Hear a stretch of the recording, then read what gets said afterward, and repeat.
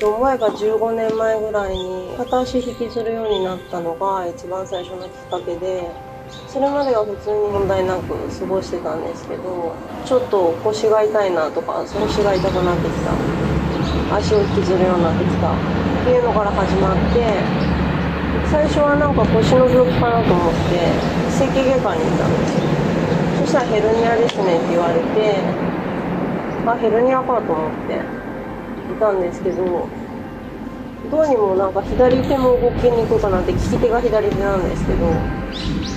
左足左手が動きにくくなってきて、これは何かおかしいなと思って、で他の病院にかかってっていうことを繰り返して、4つ目の病院ぐらいかな。